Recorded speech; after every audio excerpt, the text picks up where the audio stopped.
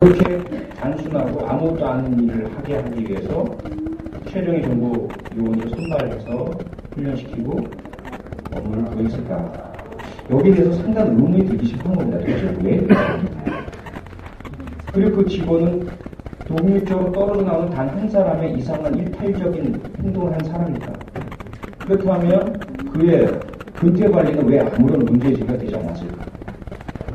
그가 그렇게 대단한 권력을 가진 사람의 흔히 말하는 신의 딸이라고 불릴 수 있는, 그래서 회사도 안 가고 직장도 안 가고 하루 종일 오피스에 있어도 아무 문제 안 생기는 그런 사람입니까? 거기에 대한 답은 아니라는 거죠. 특히 오늘 오신 국회정보위 정승래 의원께서 너무나 잘 알고 계시겠지만, 정보위원회에서 국가정보원에 남들이 알 수 없는 그런 운영에 대한 사항들은 다 알고 계시고 질문하실 수 있고 보고하실 수가 있습니다. 그런데 이 사건과 관련해서 제가 알기로는 그 특정 직원이 다른 분들과 다르다는, 혹은 그 특정 직원의 근태 관리에 엄청난 문제가 있었는데 몰랐다는 이런 형태의 답은 전혀 없었다고 생각하는 거죠. 그렇기 때문에 저는 이 사건을 보는 그 시각을 좀 더 크게 보기 시작한 겁니다. 뭔가 지금 우리나라에서 벌어지는 전반적인 상황이 대단히 비이성적으로 흘러가고 있고 국민이 자꾸 반을 나누고 있고, 그 근본에는 북한과 빨갱이에 대한 두려움이 존재하고 있구나라는 것을 느끼기 시작한 겁니다. 자, 그렇게 해서 이제 이 사건의 좀 구체적인 부분을 한번 들어가 보겠습니다. 처음 발단이 된 2012년 12월 11일 제보를 받고 오피스텔로 자료에 있으니까 한번 보시고요. 선관위 직원과 경찰 그리고 민주통합당 당직자 등이 가게 되죠. 그런데 여기서 첫 번째 제보 내용에 좀 혼선이 있었던 것으로 제가 압니다. 불법 선거운동 사무실이다라는. 그래서 선관위 직원과 경찰이 해당 오피스텔에 거주하고 있는 분에게 요청을 합니다. 잠깐 들어가도 되겠습니까? 이런 신고가 접수되어 있기 때문에 조사를 하고자 합니다. 그랬더니 들어오라고 했죠. 그래서 승인을 받고 선관위 직원과 경찰관이 그 오피스텔 입택실로 들어갑니다. 들어가 보니까 불법 선거운동 사무실로 볼 수 있는 여는 전혀 없었거든요. 한 명 이상의 사람이 거주하거나 일을 한 적은 없었고, 벽보나 지난번에 우리가 윤종훈 전 목사가 운영했던 그 십자군 알바단이라고 불리는 불법 선거운동 사무실과는 전혀 다른 모습이었단 말이죠. 그래서 선관위 직원과 경찰은 신고가 잘못된 것 같습니다라고 사과하고 나오게 됩니다. 그런데 제보의 내용이 그게 아니라 이 장소는 불법 선거운동 사무실이 아닌 국가정보원 직원이 직무이감으로 인터넷상에서 여론 조작을 한 그러한 장소로 의심된다는 그런 제보 내용이 이제 접수가 됩니다. 여기서 이제 선관위 직원과 경찰은 갈등을 하게 됩니다. 왜? 신고를 받았으면 국가 공무원은 반드시 자신의 업무를 수행을 해야 되겠죠. 신고 내용에 대한 확인을 해야 합니다. 하지만 이미 첫 번째 신고에 따라서 불법 선거운동 사무실인지 여부를 확인하려고 했고 진입했고 조사했지만 아니었단 말이죠. 두 번째 제보자가 제보 내용을 바꾸게 된다. 처음 제보 내용이 정확하지 않았고 사실은 저기가 여러 사람이 활용하는 선거운동 사무실이 아니라 한 사람이 국가정보원 직원인데 민간 오피스텔에서 늘 하루 종일 거주하면서 인터넷상에서 여론 조작을 하고 있다. 여기에서 선관위와 경찰관은 무시할 수도 없죠. 이 엄중한 제보 내용에 대해서. 하지만 한 번 들어갔다 나는데 다시 제보 내용이 바뀌었다 또 강제로 들어간다는 것도 쉽지 않은 선택이었던 것으로 보입니다. 그것이 이제 중앙선거관리위원회 강남 지구에서 공개한 그 강제 징을 하지 않았던 이유입니다. 그때 이제 제가 이 사실을 접하게 되면서 검토를 좀 하게 됐죠. 직접적인 당사자는 아니지만 이 분야 전문가로서 이 상황을 봤을 때 이건 대단히 엄중한 위법이다. 사실 여부에 따라서 만약에 사실이라고 한다면 국가체정의 정보기관이 직무와 조직을 이용해서 국가 예산으로 업무로서 불법 선거 운동 내지는 선거에 관련될 수 있는 불법적인 여론 조작을 하고 있다라는 사실 어떤 다른 나라에서 찾기 힘든 조직적이고 국가적인 불법 선거운동 사례거든요. 만약에 사실이 아니라면 사실이 아니고 그 해당되는 사람이 국가정보원 직원이 아니거나 첫째로 둘째로 국가정보원 직원이라 하더라도 국가정보원법에 따라서 적법하게 이루어지는 정보활동이었다라고 한다면 선거 시기에 상대방 후보에게 흠집을 내기 위한 흑색선전 마타도의 일환으로 그러한 무리한 신고와 국정원과 경찰에 대한 종용 행위를 통해서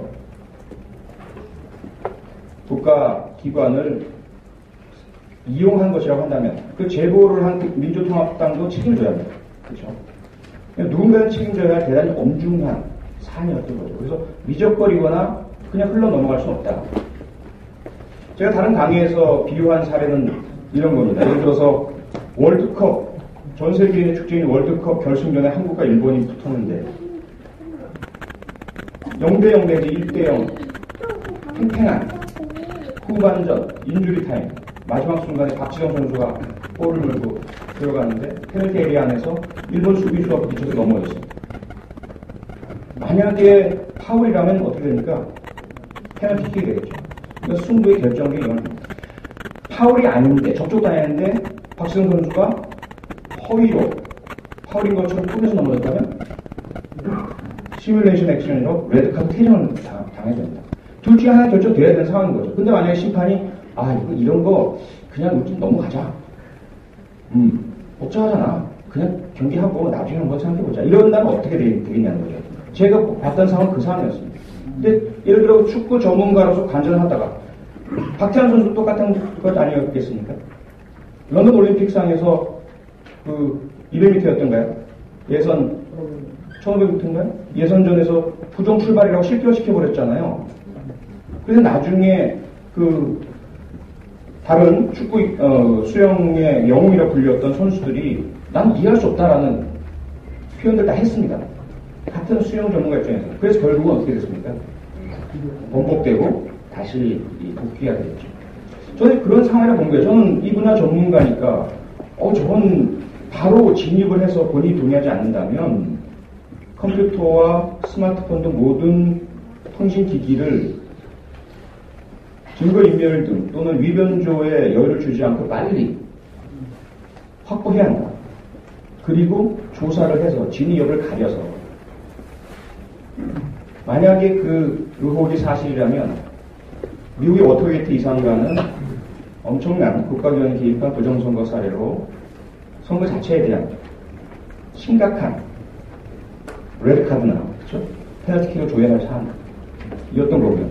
그렇지 않다면 상대방 측의 파울플레이로 역시 엄중한 민주통합당 측에 타격을 엄청나게 줘야 할 이런 파울플레이를 했기 때문에 선거 얼마 전에 당신들에 대해서는 국민들께 알려야 한다는 그런 엄중한 상황이었다고 봤는데 심판 역할을 해야 할 선거관리위원회와 경찰이 미적거리고 사실 확인을 하지 않으려고 하는 모습을 제가 봤단 말이죠.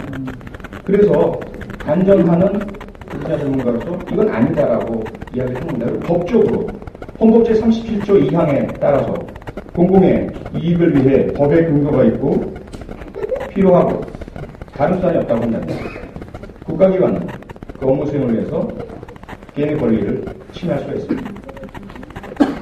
다만 그때도 그 개인의 권리의 본질을 침해하지 않습니다.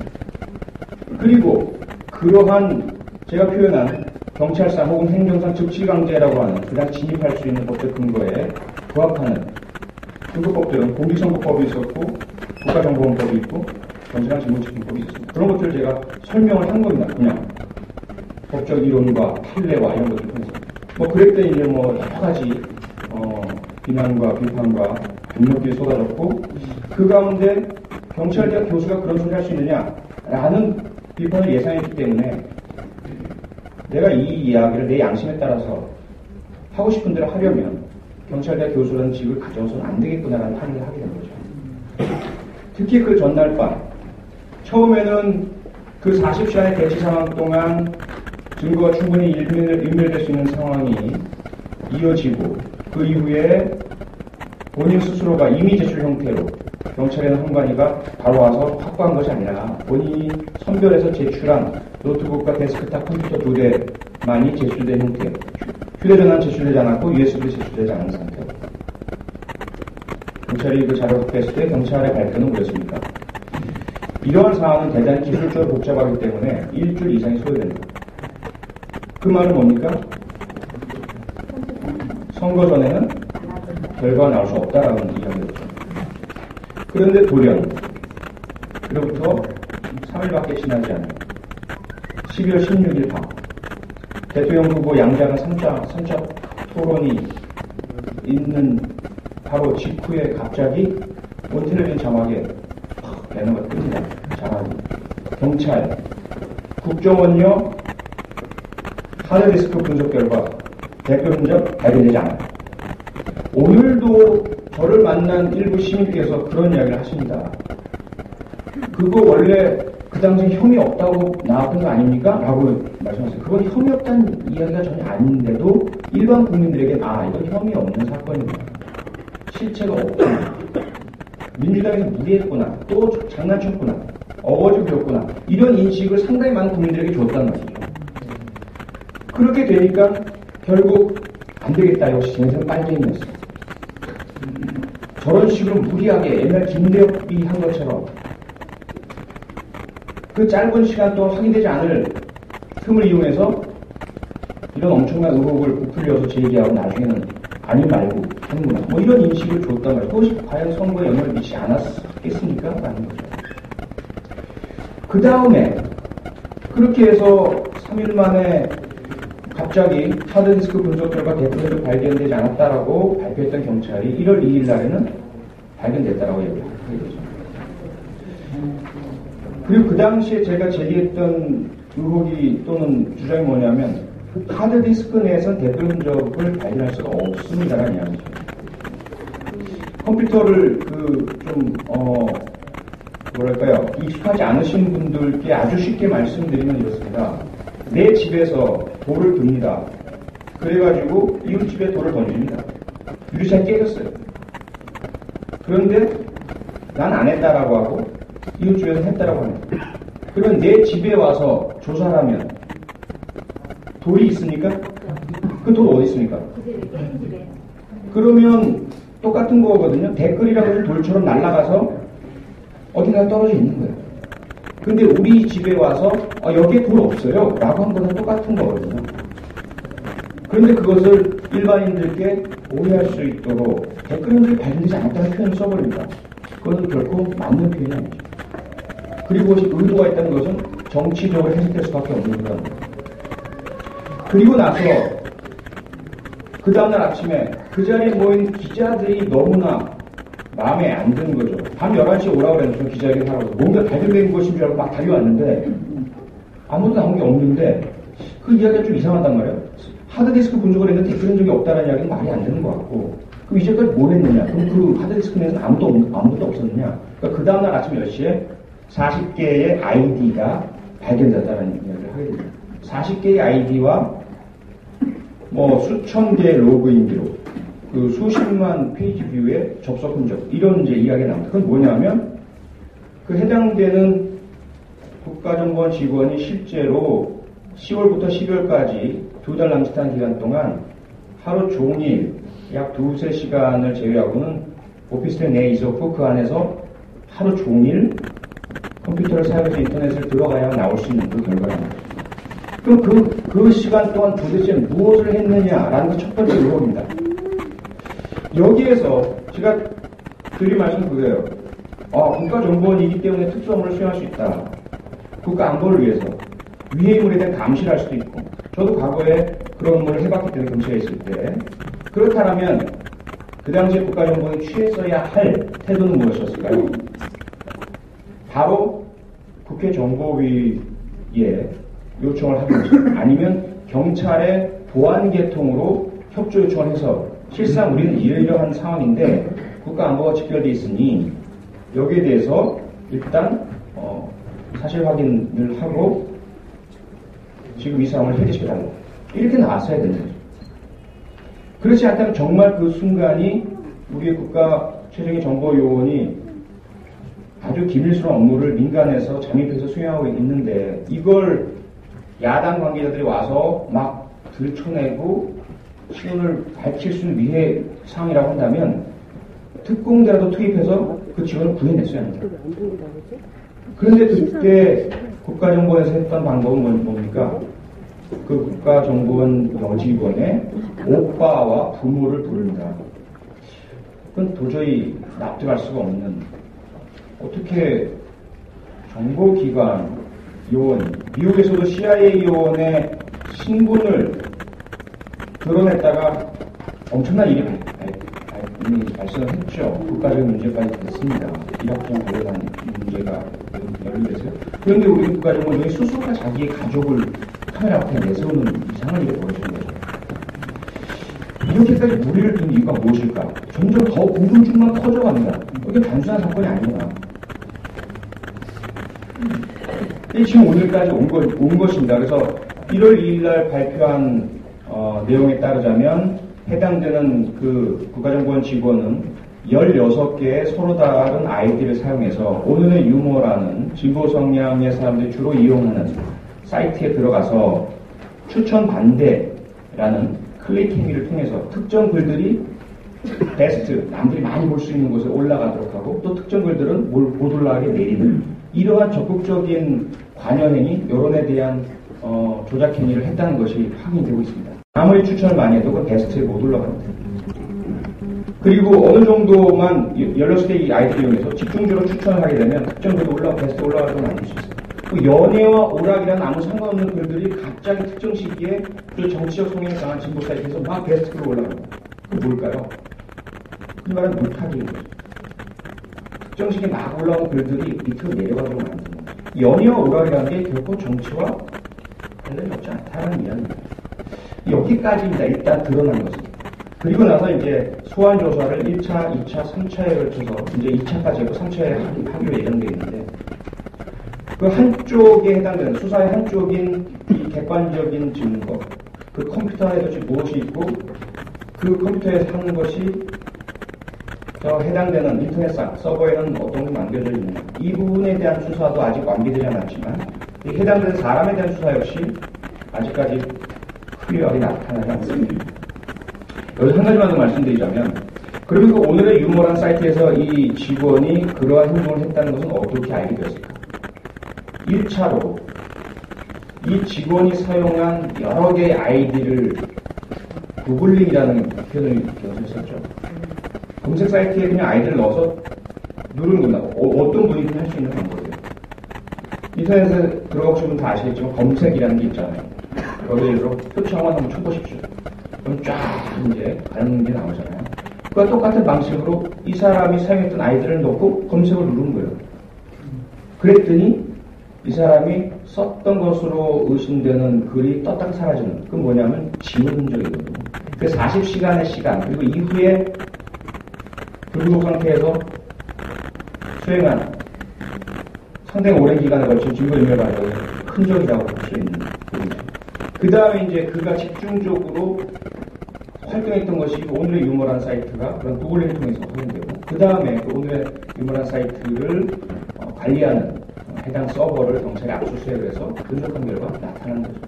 그러니까 이 부분이 만약에 그 대통령 선거 양대 후보자 3차 토론 하드디스크 분석 결과 대표 흔적이 없었다라고 한 그 시점에서 그냥 단순한 그 구글링만 했었어도 딱 1시간 동안만 그 아이디를 넣고 두드려 봤었어도 대표 흔적이 없다는 이야기는 나올 수가 없다는 거죠. 1월 2일 날 발표된 거죠.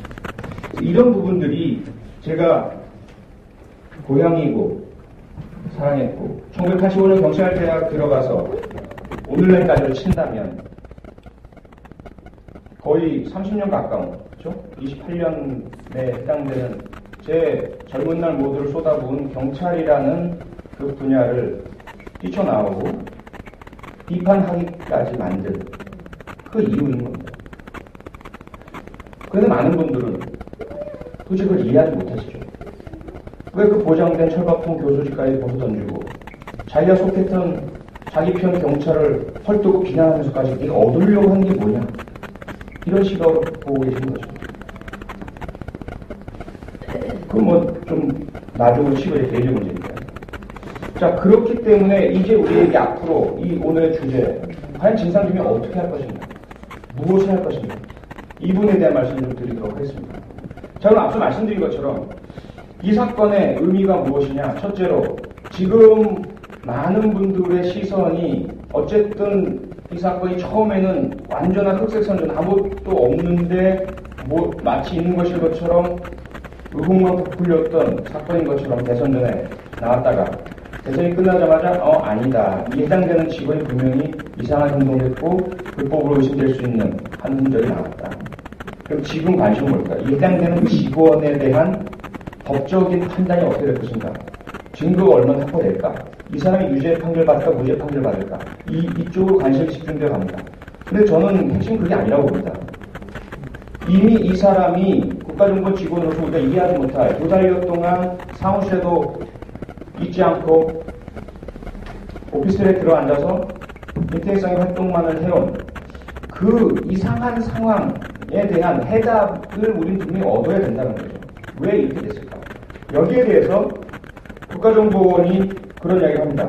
통상적인 업무를 수행했다.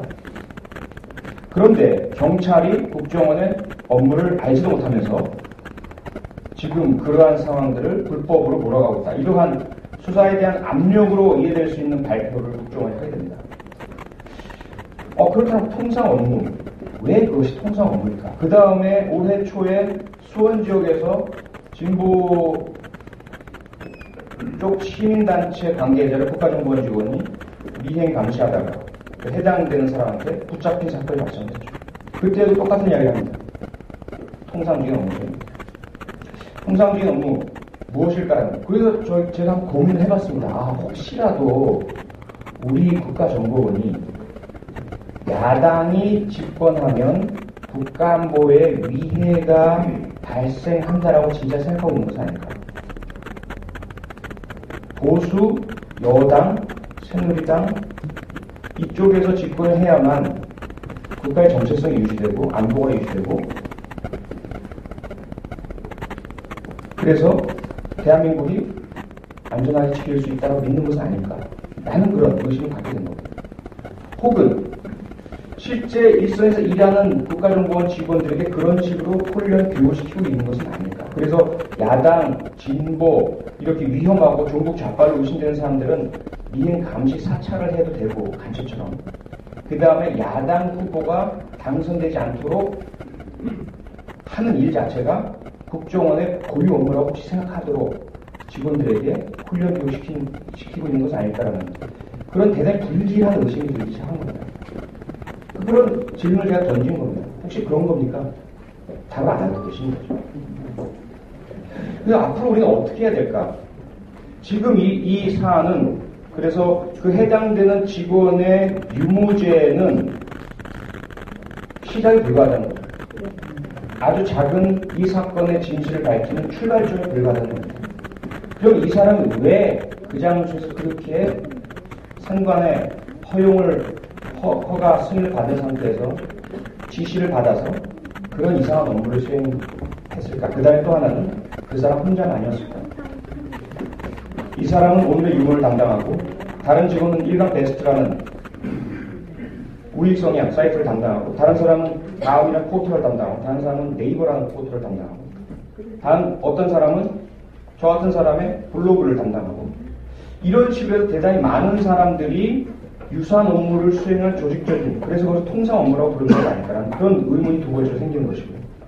세 번째 의문은 윤정훈 새누리당 SNS 단장이 했던 그 십자군 알바단이라고 불렸던 불법적인 선거운동 사무실을 차려놓고 사람들에게 후보자의 임명장을 나눠주면서 인터넷상에서 불법적으로 여론조작 행위를 했던 그 일, 그것은 이미 선관위를 통해서 확인됐고 검찰에 의해서 해당자 구속 영장이 청구됐습니다. 발부가 된지 모르겠는데 오늘 발부 이거 결정됐죠. 이 사안과는 관련이 없을까라는 거죠.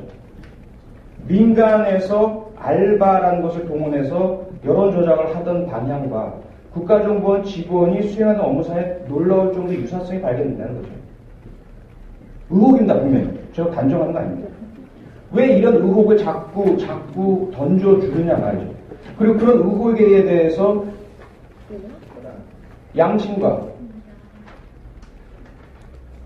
식견과 경험과 학자로서의 분석과 정보를 통해서 의문을 제기할 때 여기에 대해서 당신 말 틀렸소라고 반대되는 정보와 반대되는 논리와 반대되는 식견과 판단을 제시한 것이 아니라 그 사람의 입을 막으려고 할까라는 거죠.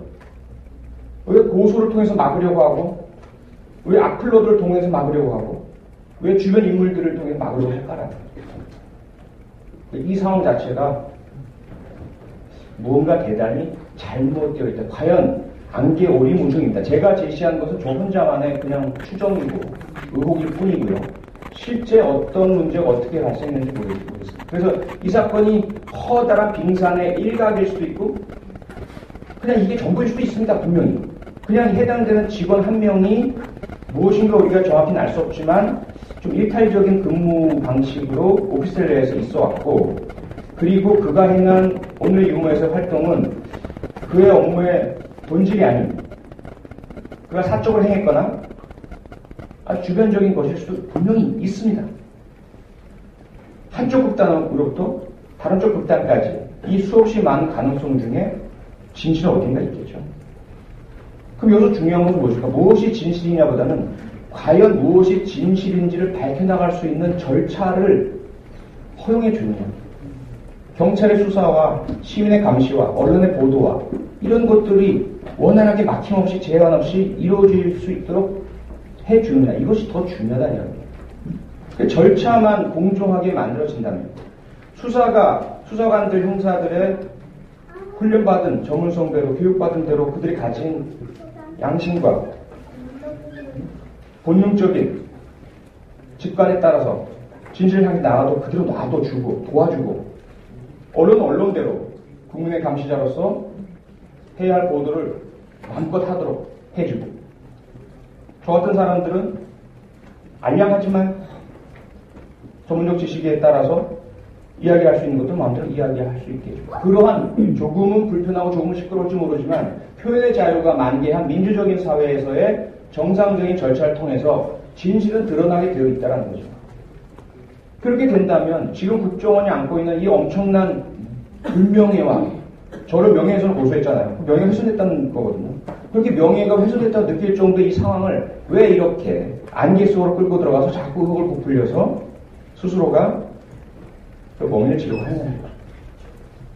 그 부분에서 저는 우리 한국교회협의회가 나서준 것을 너무나 감사드리고 앞으로도 교회의 힘과 또는 역량과 순수성을 통해서 우리 사회의 경종을 계속 울려주시고 자꾸 다른 주변적인 이야기들로 이 본질이 흐려져 가려고 할 때 계속 본질을 붙잡고 우리는 알고 싶다, 우리는 알아야 한다, 이유들을 밝혀져야 한다는 그런 자세를 견주해 주시기를 부탁드리면서 일단 제가 드리는 말씀을 마치고 질문 있으시면 질문을 받도록 하겠습니다.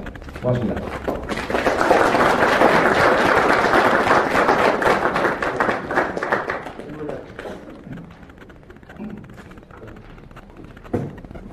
예.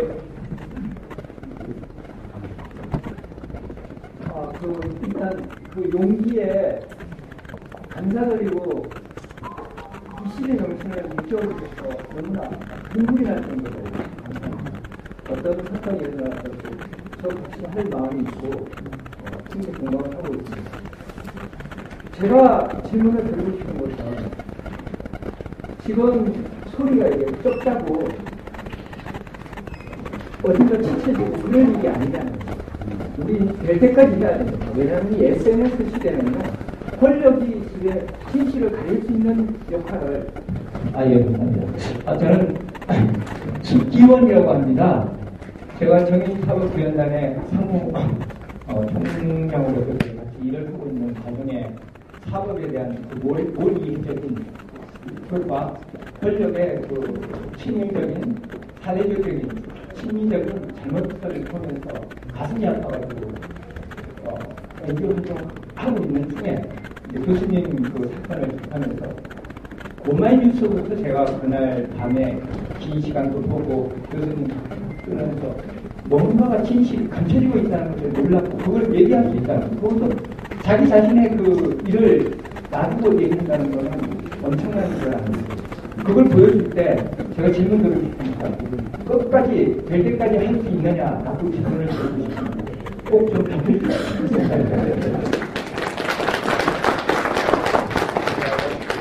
여기 쪽에 마이크를 같이 질문을 받고. 네. 예, 한생명 운동을 하는 김대입니다.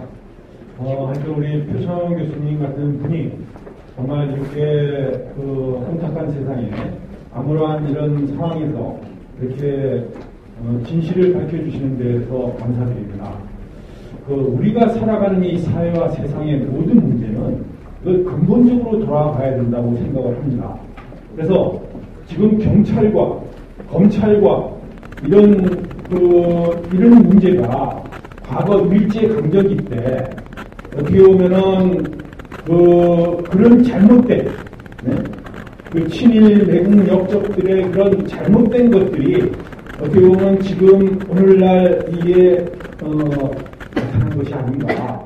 그래서 정말 이걸 근본적으로 해결하려면 경찰과 검찰과 우리 사회의 모든 문제들을 좀 과거의 우리 역사에 비춰서 우리가 지금 이 시대에서는 어떻게 과거의 역사를 돌아보면서 앞으로 미래를 봐야 될 것인가 하는 그런 관점에서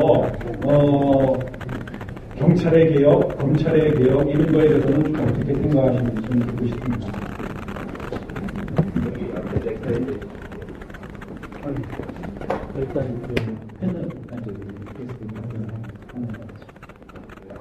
예, 그 부분 그 질문에 대해서 답변 먼저 드리겠습니다. 끝까지 할 수 있느냐? 저는 끝이 어딘지 모르겠고요. 일단 제가 해야 되는 일이 있을 때는 외면하지 않겠습니다.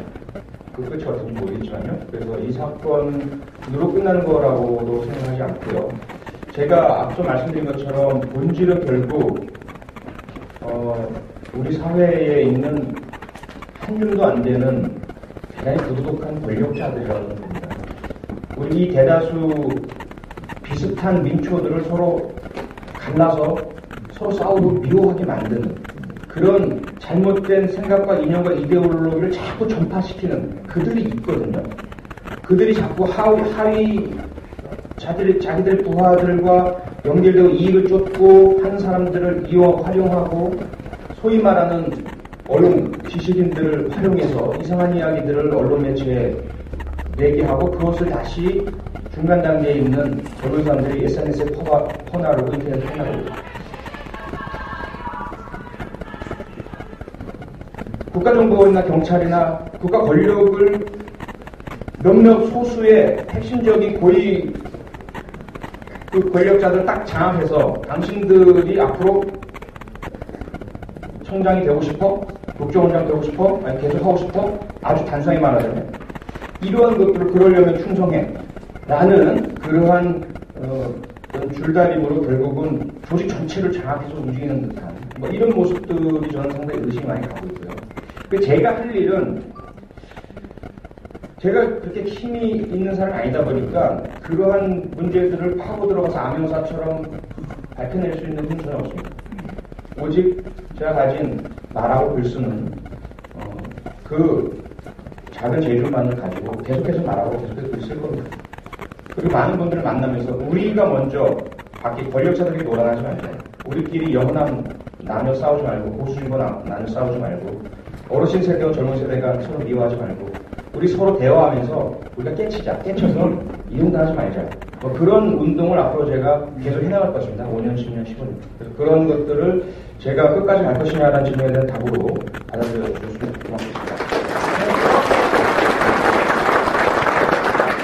그런데 두 번째 질문, 검찰, 경찰의 근본적 개혁 방안에 대해서 역사를 토대로 전적으로 동의하고 공감합니다. 그리고 이미 그 김대중 전 대통령, 노무현 전 대통령 계실 때 과거사 진상규명위원회 등을 통해서 경찰, 검찰, 국정원 등의 권력기관이 과거에 행했던 잘못된 인권남용과 민주에 대한 탄압과 부정부패에 대한 현실을 했던 일들을 그대로 드러내고 대신에 그 결과로 화합을 이루자. 군 이제 의문사 진상규명위를 운영했고 했었죠. 그 뿌리는 여러분 다 잘 아시겠지만 남아프리카 공화국에서 그 아파르테이트 인종차별 정책으로 소수의 백인들이 수없는 흑인 다수 국민들을 철권 통치하고 탄압하고 살해하고 납치하고 강간했던 그 수많은 권력적 범죄들을 그 진실과 화해 위원회를 통해서 진실을 드러내되 그 진실을 토해낸다는 전제로 우리 용서해주자. 그래서 화해로 나아가자. 라는 것을 이제 사회통합을 이끌어내신 거죠. 그래서 그런 모델로 했는데 우리의 경우에는 절반만 성공한 것 같습니다. 역시 여전히 그 고문 기술자였던 이근한 전 경감 같은 경우 여전히 자신은 잘못한 게 없다고 말씀하시고 있기 때문에 과거가 다 털어진 것은 아닌 것 같고요. 국정원, 경찰, 그 권력기관들 역시 마찬가지인 것 같고요. 여전히 이어져 내려오는 제가 이제 던진 보수가 무엇이냐의 화두가 그런 거. 과연 우리가 보수가 무엇일까? 그런 잘못된 것, 독재와 민주화에 대한 탄압을 우리의 전통성으로 보고 정통성으로 보고 지켜야 될 가치로 보고 있느냐? 그렇다면 당신은 보수가 아니다라고 저는 이제 도전하고 있는 것이고요. 이 부분은 분명히 동의를 합니다. 다만 어떻게라는 부분은 쉬운 문제는 아닌 것 같습니다. 힘으로 할 수 있는 건 아닌 것 같고요. 결국은 접근은 또 상대방을 적으로 몰고 타도하는 방식은 또 아닌 것 같습니다. 저는 개인적으로 그렇게 생각합니다. 여전히 접근 방식은 진실과 화해라는 것이 답이 아닐까. 다만 진실을 전제로 말이죠. 그래서 그 진실을 완전히 드러낼 수 있도록 하는 그 노력, 그걸 우리가 지금부터 해야 될 것 같고요. 그 다음에 이제 검찰, 경찰의 개혁 방안은 많은 이야기들이 나옵니다. 그런데, 어느 한 가지 법과 제도가 가능과 무능한 인식까지 바꿀 수 있다고 생각되지 않기 때문에 우리가 다 같이 앞으로 많은 논의를 해야 된다고 생각합니다. 이것으로 답변이 고맙습니다. 네. 제가 말씀하고 싶은 코리아인 뉴스의 김병공 기자입니다. 교수님 개인적인 질문일 수도 있습니다. 이 자리에 세 가지만 제가 질문드리겠습니다. 이 자리에도 혹시 국정원이 들어와 있지 않을까? 그런 생각을 해보셨는지. 저기 안 하고 어디로 왔다 그 다음에 국가정보원 여직원이 상부의 지시에 의해서 그렇게 일을 했다고 했거든요. 그렇다면 그 상부는 또 누가 지시를 했는지, 현 정권인지 아니면 차기 정권의 그 사람인지에 대해서 좀 듣고 싶고요. 마지막에 말씀하셨거든요. 자칫 보수다 이렇게 말씀하셨는데요. 보수라는 정의를 좀 내주셨으면 좋겠습니다. 이사님. 네, 고맙습니다. 국정원 직원 당연히 여기 오셔야죠.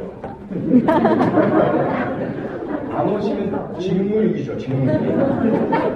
당연히 오셔야 됩니다. 아마 경찰 정보용사도 와 계시고요. 오셔야 합니다. 안 오시면 안 되죠. 다만 오셔서 있는 그대로를 정보 보고해 주셔야 되겠죠. 그게 설명이니까요. 예, 당연합니다. 다만 우리가 국가기관이 정보기관이 예를 들어서 한국 기독교교회 협의회는 문제적인 단체로 보고 원래 미행 감시하겠다 이건 아닌 것 같습니다. 그래서는 안 되는 것 같고요. 다만 우리 사회 현상을 파악을 해서 전반적인 민심을 파악하고 그래서 국정 운영이 올바로 갈 수 있도록 하겠다라는 차원의 정보 활동이라면 당연히 오셔야 되겠죠. 그래서 저는 늘 그렇게 이야기합니다. 그렇게 믿고 있고요. 국가정보원, 경찰, 검찰 등이 종사하시는 분들의 99%는 정말 훌륭한 분입니다. 순수하시고 다른 분들보다 훨씬 더 정의에 대한 그런 갈망이 크시고 옳은 일을 하시겠다는 그런 의지가 많으십니다. 개인과 가족을 희생해서까지 국가를 위해서 일하시는 분들입니다. 다만 그분들이 그러한 순수한 노력과 순수한 열정들이 올바르게 사용되실 수 있도록 하기 위해서는 그 지휘부가 건강하고 도덕적인 유리적이어야 합니다. 그런데 너무나 안타깝게도 그동안 우리의 권력들은 김대중 노무현 전 대통령도 마찬가지입니다. 어떤 정권이라고 해서 문제 없었던 것은 아닙니다. 다 그런 권력기관들을 놓아주지 않으려고 합니다. 그러다 보니까 자신의 신복을 심고 또 그 밑에 라인들이 전부 역관제처럼 같은 정책 맥락 안에서 딱 채워줍니다. 그런 것들이 너무 비극적이고 슬프다는 거죠. 그래서 제가 그런 이야기들을 쓴 게 단도직입이라는 칼럼이었고요. 그 칼럼에서 그런 제 정보, 국가정보원에 대한 존경과 신뢰와 애정을 담으면서 개선했으면 하는 그런 마음에 일련의 이 사건들을 거론하고 이게 만약에 의도적으로 정치화된 모습이 아니라면 그것은 무능하고 무력한 것이다 라고 한 겁니다. 그것이 이제 명예훼손이라고 지금 고소하신 거거든요. 그런 것들은 우리가 꼭 내가 속한 조직, 내가 처한 우리 편에 유리하냐 불리하냐로 생각하지 않으셨으면 좋겠습니다. 좀 더 크게. 지금 내 국가정보원 직원이지만 난 대한민국 국민이다. 대한민국 국민이기 앞서서 인류의 일원이다. 인류의 일원이기 앞서서 이 우주의 한 부분이다. 종교적으로 보신다면 하느님의 아들이다, 딸이다. 그런 관점에서 보시면 제대로 보이지 않겠냐. 이런 말 꼭 드리고 싶고요. 두 번째로 상부의 지시라면 누구겠느냐? 그건 저는 모르죠. 생각하겠지만 저는 모릅니다. 저는 다만 오직 그 절차의 적합성과 공정성을 이야기할 뿐입니다. 의혹들이 있다. 이런 의혹들이 있는데 이 의혹이 사실인지 아닌지는 적극적으로 투명하게 밝혀내야 하고 특히 일반 개인, 민간인, 국민이 피의자인 사건보다 국가기관이나 국가기관 종사자가 의심받는 사건에 더 적극적이어야 더 용감해야 하고 더 강력한 수사력이 발휘되어야 합니다. 그것이 형평성이고 그것이 평등이고 그것이 정의입니다. 그런데 우리 거꾸로 아니겠습니까? 왜 국가정보원 직원의 인권을 그렇게 많이 이야기하면서 과감한 법 집행을 하지 못하냐 말이죠. 거꾸로 우리 지비른 철거민들이나 노동자들이 농성하고 항의하고 시위하는 그 현장에는 너무나 과감한 법 집행이 이루어지는 건 아니겠습니까? 그것을 전가시키려면 국가정보원 직원의 불법행위에 의심된 사안은 똑같이 과감하게 법집을 하셨어야 되는 거죠. 그런 말씀을 제가 드리고 싶은 거예요. 그래서 상부의 지시 누구에겠냐? 그건 일단 공식적인 지휘계통이 있고요. 그 공식적인 지휘계통에서 이루어졌는지는 수사를 해야 되겠죠. 근데 수사를 지금 전혀 기미가 안 보이는 것 같습니다. 일단 해당되는 직원에 대해서 소환 조사하겠다고 하지 예를 들어 국가정보원에 대한 압수수색 전혀 상상도 하지 못하고 있는 것 같고요. 그 안에서 그가 속한 조직 내 차상급자가 어떤 지시를 내렸는지 어떤 회의를 했는지 회의로 무엇인지 전혀 수사할 의지나 계획이 없는 것으로 보입니다. 그 결국은 도대체 누가 지시했고 누가 책임이 있느냐는 수사를 통해서 밝히지 않을 것 같은 느낌이 듭니다. 그것이고 세 번째로 보수에 대해서 말씀드렸습니다. 보수는 사전적으로 전통을 지키려는 사상이나 태도, 이념 이런 것들을 말합니다. 정치적으로도 마찬가지죠. 정치적으로 그 사회의 스테이터스 코어, 현 질서를 유지하고자 하는 이념이나 태도를 말합니다. 그럼 여기서 이제 의문이 나오죠. 우리의 전통은 무엇일까? 우리의 현 상태라고 해서 무엇을 말할까? 공산주의 국가인 북한이나 쿠바 같은 곳은 공산주의 이념이 보수입니다. 그렇죠? 그런데 그러한 공산주의 이념이 훼손되어 있다는 것은 진짜 보수가 아닌 거죠. 세습을 하고 인민을 착취하고 그들끼리의 특권을 형성해서 부르주아 이상가는 사치 향락을 누리고 있다는 건 절대로 보수가 아니죠. 그래서 북한 정권은 도저히 존중하지 해줄 수가 없는 정권이었어요. 우리는 어떠냐는 거죠. 우리의 전통은 무엇이냐는 거죠. 저는 제가 보수라고 이야기하면서 대한민국의 전통은 일단은 홍익인간으로부터 시작한다라고 저는 이야기합니다. 멀리 세상을 이롭게 하라. 제세 이왕 하늘의 뜻을 이 땅에서 조화롭게 만들어라. 그리고 이어지는 선비정신, 일본에 침략당했을 때는 항일운동, 그 이후에 공산주의 침략을 받았을 때는 자유민주주의, 반공, 그렇죠? 그 이후에 독재가 이루어졌을 때는 민주화, 민주주의에 대한 열망과 운동. 이게 찬란한 우리의 한민족의 정체성이고 역사 아니겠습니까? 우리가 지켜야 할 가치겠죠. 그런데 만약에 친일을 옹호하고 일제 침략을 미화하면서 그것을 보수라고 이야기한다면 그분은 조금 공부를 좀 하셔야 되든지 정신적인 상담을 받아보시든지 혼돈에서 좀 벗어나셔야 됩니다. 절대로 제가 생각하는 보수는 아니죠. 그리고 우리의 가치는 자유민주주의, 헌법에 나와 있는 것들 아니겠습니까? 앞서 말씀드린 표현의 자유, 제일 중요한 민주주의의 가치입니다. 근데 표현의 자유를 억압하려고 합니다. 뭐라고 비판만 하려고 하면 감옥 보내려고 하고, 방송 못하게 하고, 블랙리스트만 내쫓고, 알바들 동원해서 악플을 쏟아내고, 그게 보수입니까? 그게 우리가 지켜야 될 가치입니까? 저는 그렇게 생각하지 않습니다. 참 보수라는, 저는 자랑스럽게 좀 보수라고 이야기합니다.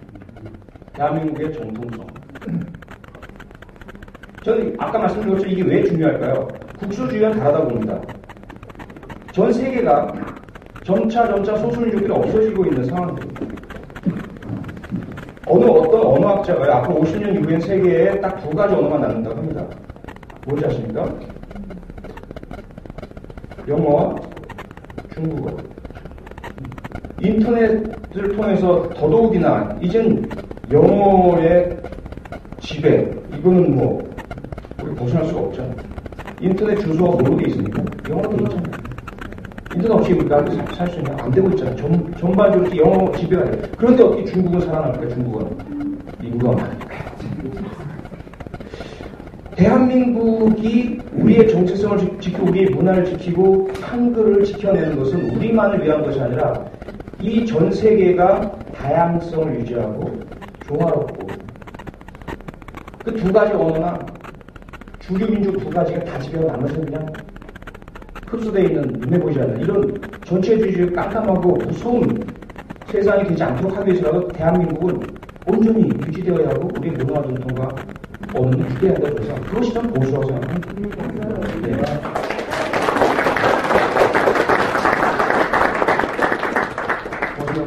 네.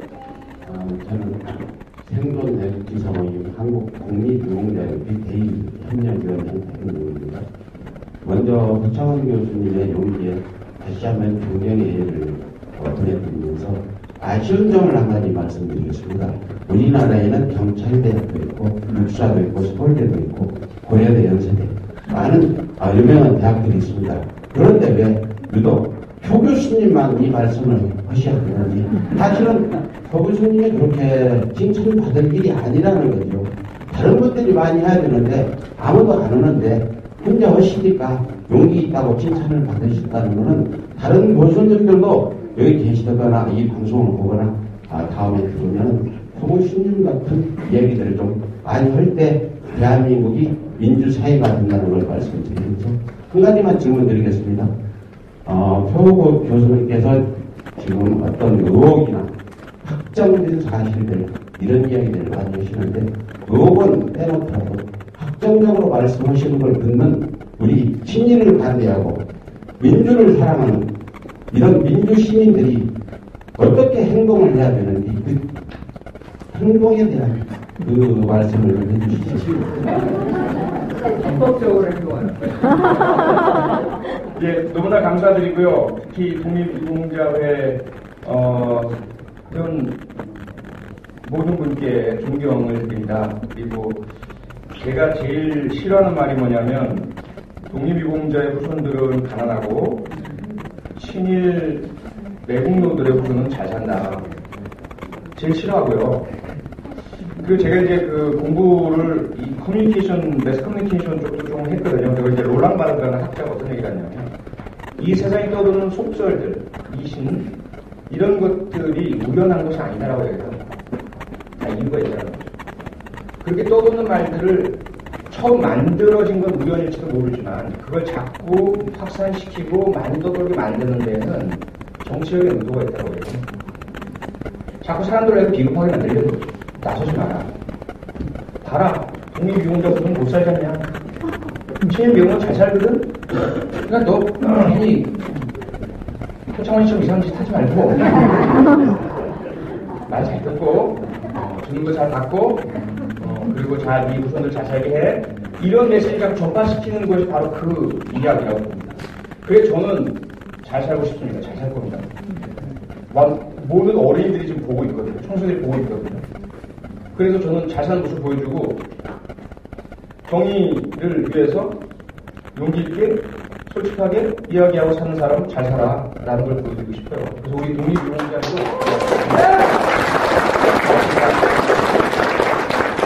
제가 많이 벌면 우리 유공자 후손분들 잘 살해드리겠습니다. 예. 다만 이제 앞서 말씀하셨던 다른 분들에 대해서는 좀 저는 이제 다른 교수님들, 다른 또는 경찰이나 군 사관학교 등에 계신 분들께 제 역할이나 제가 하는 것 때문에 그분들께 누를 끼치고 싶은 생각은 전혀 없습니다. 다양성이라는 걸 말씀드리고 싶습니다. 세상은 참 다양하고 각자의 방법, 각자의 길로 자신의 일을 수행하고 있다고 생각을 하고요.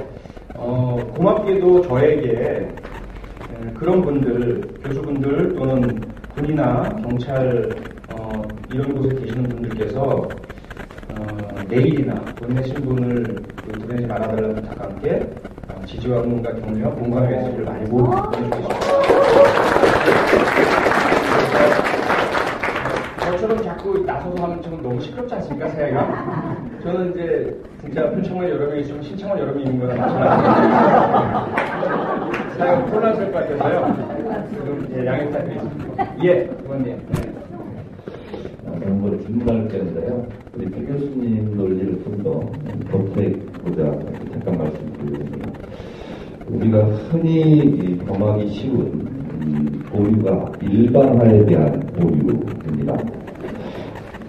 머리 노란물 들인 사람이 도둑질 한번 하면 머리 노란물 들인 사람은 다 도둑놈이야. 이렇게 생각하는 것이 일반화에 대한 오류라고 그럽니다. 오늘 국정원 성교계 교육 진상규명 어떻게 할 것인가 배 교수님 강의를 들으면서 또 현재 제가 하고 있는 정보의 간사로서 국정원에 대해서 한 말씀드리고자 합니다. 배 교수님은 정통 보수를 자처하고 계시고 저는 정통 진보 개혁을 자처하고 있습니다. 제가 정부 야당 간사를 간다 그러니까 국정원에서 상당히 긴장을 했다고 합니다. 그래서 제가 그랬어요. 긴장할 필요 없다. 진보든 보수든 국가 이익을 위해서 국정원을 위해서 생각하는 것은 똑같아야 된다고 생각합니다. 그래서 제가 대화를 합리적으로 했는데 결과적으로 보면 대선을 끝나고 보면 새누리당 소속 정보위원장이 국가정보원장을 검찰에 고소했습니다. 왜 야당 편만 드냐고 그랬어요. 저는 국정원 정보위가 다 비공개돼요. 합의된 것이 있습니다. 그리고 그걸 언론에 브리핑을 합니다. 예를 들면 이겁니다. 미설주는 김정은 부인이 맞다. 그게 제 입을 통해서 나간 겁니다. 그리고 업무상 필요한 여러 가지 제가 보안을 지켜야 될 정보를 가지고 있지만 공개해야 될 것만 공개하고 있습니다. 저는 국정원은 국가 이익을 위해서 반드시 필요하다. 그리고 해외에 나가 있는 정보관들 매우 뛰어난 정보관들 많이 있습니다. 저는 국정원의 건강함과 이런 것을 위해서라도 이런 껄쩍지근한 사건은 빨리 해결해야 된다. 그런 관점에서 또 이 문제는 초속히 해결돼야 된다. 이런 생각을 갖고 있습니다. 어떤 의미에서 보면 진보개혁의 축에 있는 사람이 국정원을 보호하고 옹호하는 그런 날이 빨리 왔으면 좋겠고 그리고 정통 보수에 계신 분들이 실제로 KHC 이런 활동들을 옹호하고 보호하는 그런 사회가 합리적인 사회가 아니겠는가 이런 생각을 가지면서 오늘 표 교수님 강의를 들으면서 제가 좀 더 사명감을 갖고 국회 정부에서 활동을 해야 되겠다 이런 깊은 감명을 주셔서 감사드립니다. 고맙습니다. 질문 주셔도 되겠습니까? 네. 모두 이렇게 많이 와주셔서 감사한데요. 혹시 여기 한국기독교 청년학회에서 오신 분 계십니까? 초청을 하셨습니까? 안 하셨습니까? 아마 안 하신 것 같은데 안 올 줄 알고 앞으로 꼭 하시길 바랍니다. 내가 왜 얘기를 하냐면은 저는 한국기독교 청년학회 무슨 대표도 아니지만은 거기 소속된 교회 목사입니다. 이번에 선거 때 홍재철 목사님 이름으로 박근혜는 신천지와 관련이 없다. 이 문자가 저한테도 왔어요. 있을 수도 없는 일인데 병원하고 무관하게 홍대철 목사가 급하니까 보냈어요. 신천지와 관련 없으니까 우리 한국교회 많은 교인들이 이제 걱정하지 말고 박근혜를 찍으시오 하는 메시지였습니다. 그렇다면 한국기독교총연합회 이 보수라고 하는 이런 단체에 이런 공문을 보내고 이런 데 참석하라고 하시고 앞으로는 왜냐하면 너무나도 귀중한 일을 하고 있기 때문에 보내고 안 참석하는 것은 그들의 문제입니다. 하나님 앞에서 정장에 와서 들어라. 여기 국정원도 다 오고 경찰도 나오는데 왜 보수에서 안 옵니까? 와서 들어보고 회개도 할 건 하고 해야 죠. 그래서 아무도 안 올 것 같아가지고 제가 소속 단체를 보내고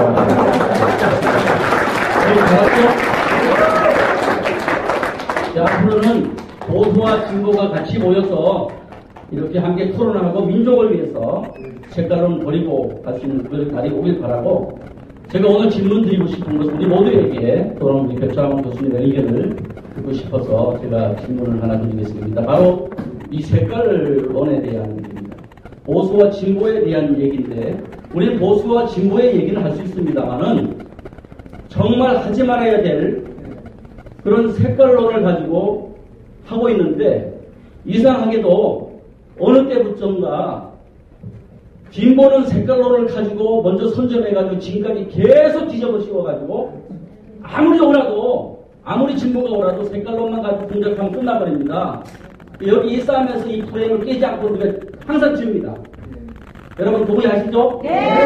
이 프레임을 앞으로 깨자라고 하는데 저는 우선 질문을 드리면서 제가 나름대로 이제 생각을 한번 해봤어요. 그럼 누가 빨갱이인가? 정말 누가 빨갱이인가를 생각을 해볼 겁니다. 여러분도 생각을 해보시고 논리적으로 정말 좋은 그런 여기 교수님도 계시고 저는 목사지만은 제가 지금까지 살아오면서 봤는데 정말 진짜 빨갱이는 따로 있다라고 생각을 합니다. 그 근거를 대라면은 이제 이번에 이제 색깔론을 또 공작을 하는 게 뭐냐면 서울시장이 경북이고 빨갱이다. 정미용 씨가 그렇게 얘기를 했어요. 자, 그리고 나가지고 나는 그걸로 끝나는 줄 알았습니다. 이재명 성남시장이 또 같은 거고, 그 다음에 앞으로 이제 떨어뜨려야 되는 사람들이고, 그 다음에 두 번째는 뭐냐면은 며칠 2, 3일도 안 돼가지고 박원순 아니죠.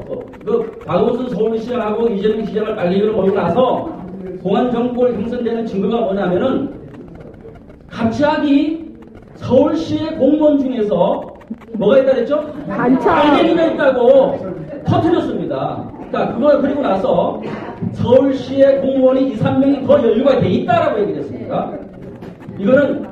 이게 바로 색깔론이고 이것이 바로 더 씌우는 거고 우리 국민들은 교수님이 얘기한 것처럼 지구에서 빨갱이라고 더 씌우게 말 꼼짝 못한다는 얘기 했거든요. 이걸 지금 하고 있는 겁니다. 자, 정미용 씨가 누군지 모르겠지만은 정미용 혼자 한 것이 아니고 이것은 어떤 프레임에 의해서 움직이고 있다라고 생각을 합니다. 그래서 정미용 씨는 사실상 자기가 이거 십자가를 치고 욕먹고 나가지만 그 사람은 앞날이 보장된 거예요. 네, 맞습니다. 네, 그래서 왜냐하면 보수 측에서 그거 보수에서 그적인 욕을 먹고 하면 반드시 그 사람은 올라갑니다. 그 사람은 어느 자리가 갖게 돼 있어요. 그렇기 때문에 그 사람들 너무나 잘하기 때문에 그걸 앞장서는 겁니다. 저는 그렇게 봤는데 자 이것을 이제 보면은 진짜 빨갱이는 누구냐? 제가 봤을 때는 박정희 대통령이 원조 빨갱이입니다. 맞습니다. 왜 그러냐고 하면은 박근혜 대통령 하기도 전에 남도당 빨갱이 흔적이 있습니다. 사형 선고를 받아야 되는 사람이 살아났고요. 그 이후에 대통령이 되고 나가지고도 그 이후에 많은 것을 북한을 이용해가지고 정권을 유지했습니다. 자, 그래서 제 얘기는 질문을 던지는 건데 이거를 우리가 고민하지 않고 돌파할 수 없습니다. 그래서 그러고 나서 보수 정권들이 정권을 유지하기 위해서 북한에는 김일성이가 보수 아주 원조로서 지금까지 정권을 잘 유지하고 있습니다. 말 못하게 하고 정권 독재하고 우리는 그 빨갱이를 배격합니다. 그런데 우리가 거기에 가깝다고 더 치우잖아요. 그런데 그것뿐만 아니라 그들은 그걸 유지하기 위해서 엄청난 체제를 유지하는 데 목적이 있는 거고, 우리 한국에 있는 독재 정권들은 또 체제를 유지하기 위해서 선거 때마다 폭풍을 일으키고요. 그뿐만 아니라 선거 때 안 되면 걔들한테 쏘아달라고, 손에도 안 총기가 되다 걔들 쏴줘요 또. 질문을 해주세요. 자, 이렇게 하는데 이 부분에 대해서 과연 앞으로 이제 우리 국민들이 계속해서 누가 빨갱이인지에 대해서 정확히 이제 우리가 이 부분을 논의하고서 교수님 입장에서는 이제 교수님 입장이 있기 때문에 이런 논리들을 우리가 가지고 우리 모두가 아마 대응해야 된다고 생각하는데, 진짜 빨갱이는 걔들이고 북한을 이롭게 하는 것은 걔들입니다. 그런데 왜 우리가 앞으로 계속해서 빨갱이의 어떤 그런 것을 우리가 지켜서 가야 되느냐? 여러분들이 다 이제 여기에 대한 어떤 논리를 가지고 대응을 하셔야 될 뿐만 아니라 우리 교수님도 칼럼도 쓰시고 하시기 때문에 이 부분들을 좀 맞춰주시기 바랍니다. 예. 이 부분에 대해서 연구 좀 하셔가지고 좀 여기에 대한 어떤 프레임을 극복할 수 있는 그런 대안을 혹시 가지고 계신지 이 부분에 대해서 한번 말씀해 주십시오. 네, 감사합니다. 앞서 말씀드린 것처럼 저는 마이크 이제 반납해 주십시오. 그 시간이 다 지나가지고. 목사님, 시간이면 더 한다는 거예요. 목사님. 오케이, 해야 됩니다. 지금 여기 질문이 너무 많아가지고, 좋았던 강연에, 잠깐만요, 조용히 하세요. 좋았던 강연에, 잠깐만요, 제 말씀 좀 들으세요. 왜냐면 이거 여기서 자꾸 이 얘기 저 얘기 다 퍼져나가면 좋았던 강연에 망치는 경우가 있어요. 그런 경우 수시간의 경우가 있기 때문에 사회 직권으로 여기까지 이제 질문을 마무리하고 나머지 이야기를 표기좀 듣고 다 같이 박수 한번 마치도록 하겠습니다.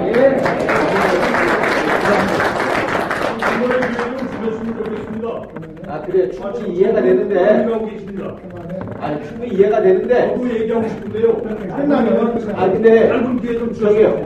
다음에. 끝나면. 자답할 수 있는 시간을 좀 마련해 드리겠습니다. 그러니까 오늘은 좀 양해 좀 해주십시오. 네, 고맙습니다. 네. 인기가 너무 좋으셔가지고. 감사합니다.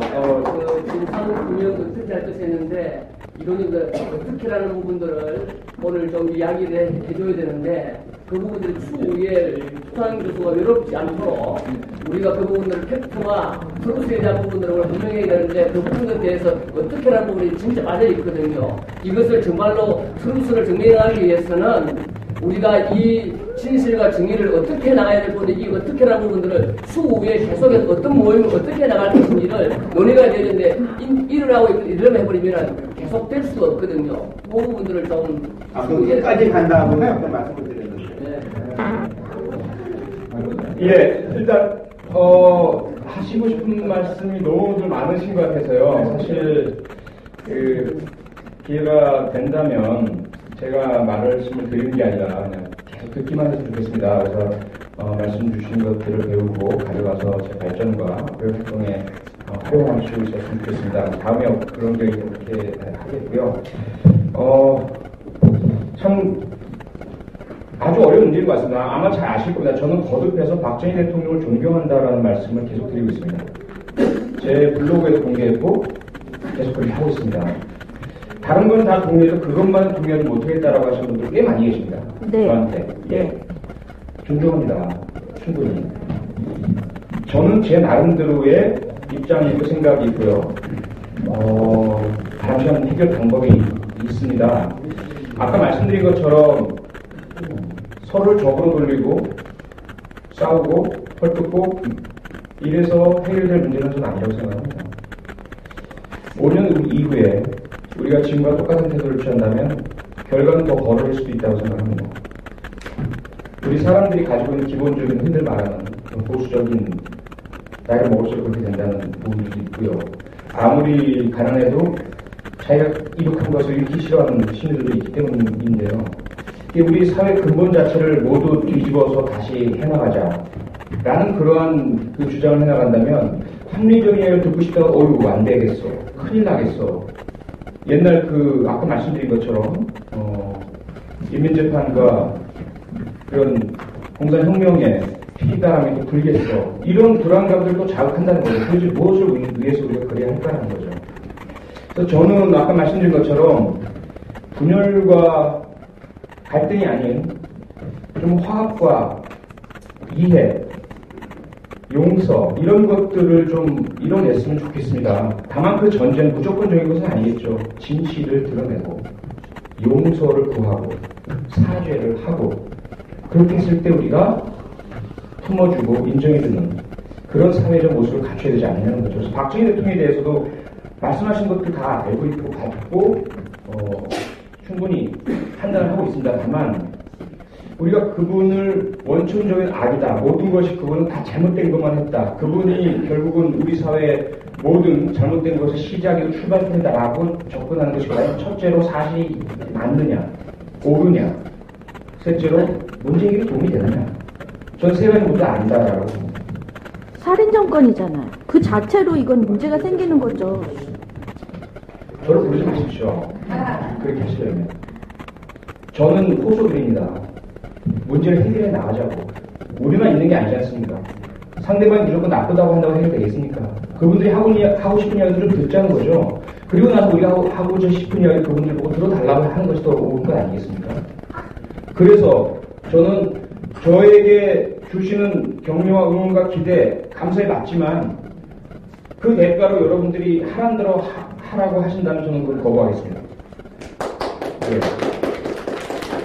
여러분들이 주시는 기대와 응원과 격려마저 거부하겠습니다. 그냥 지켜봐 주십시오. 그리고 제가 하는 말과 하는 행동이 마음에 들지 않으시면 그렇다고 하십시오. 그렇게 그러시면 고맙겠습니다. 그래서 그 부분만큼은 앞으로 같이 좀 노력했으면 좋겠습니다. 그래서 하시고 싶은 말씀 얼마든지 표현해서 제가 말씀드렸잖아요. 얼마든지 하시면 좋겠습니다. 그걸 또 막지 않았으면 좋겠습니다. 하지만 저 같은 사람의 입장과 말 중간에서 제발 부모님이 싸우지 않으셨으면 좋겠다는 그런 생각을 가진 아이들의 심정. 아버님도 하신 말씀 있으시고 어머님도 하신 말씀 있으시고 서로에게 불만도 있으시고 엄마가 제발 좀 싸우지 마 하는 그 아이의 절규를 한번 들어봐 주십사는 거예요. 전 제 부모님이 그렇게 싸우셨어요, 평생. 부모님이 싸우신 모습 보면 저는 정말 집을 뛰쳐나오고 싶은 마음이 수백 번 들었습니다. 그러고 나서 깨달은 게, 우리 사회는 똑같구나라고 깨달았어요. 엄마 편 들어라, 아빠 편 들어라. 그러면서 아이들을 갈라놓을 거니까, 저는 그런 말씀 드리고 싶은 겁니다. 그래서 다 좋습니다. 다 좋은데, 그러한 문제들을 제대로 규명하고, 사람을 죽게 만들고 인혁당 사건 다 있지 않습니까? 그것을 밝혀내고 사죄를 듣기 위해서라도 너는 악마고 넌 악마의 후예니까 너에 대해서는 아무것도 인정할 수 없고 무조건 다 사죄 무릎 꿇어 이렇게 해서 그게 안 된다는 이야기입니다. 맞습니다. 예, 그런 부분들을 좀 들어주시면 감사하겠고요. 앞으로 이 얘기는 아마 시작인 것 같습니다. 앞으로 5년 동안 그렇게 어떻게라는 말씀을 주셨는데요. 다른 건 몰라도 제가 드리고 싶은 말씀은 대화를 했으면 좋겠습니다. 대화를.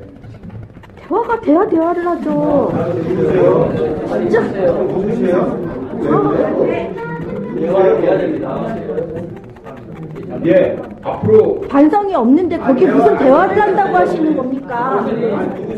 교수님이 지금 제가 한 말에 오해를 하셨잖아요. 교수님의 생각에 저쪽으로 동의하고 그 말씀을 듣고 싶어서 했어요. 아니 맞습니다. 예, 아니다. 아니까요. 그러니까 아까 한기쪽 말씀도 한기쪽 말씀도 제가 전적으로 동의하고요. 그래서 아니야 그게 아니고 그런 말씀을 제가 드리고 싶다는 겁니다. 그래서 일단 오늘 어쨌든 다시 한번 저를 이 자리에 불러줘서 너무나 감사드리고요.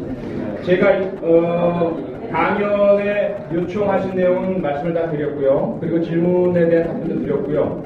저와 견해를 달리하신 분들의 말씀도 소중하게 담아가겠습니다. 그리고 앞으로 계속해서 서로 대화 협력을 하면서 함께 문제 해결할 수 있는 그런 노력을 했으면 좋겠습니다. 여러분 너무나 감사합니다.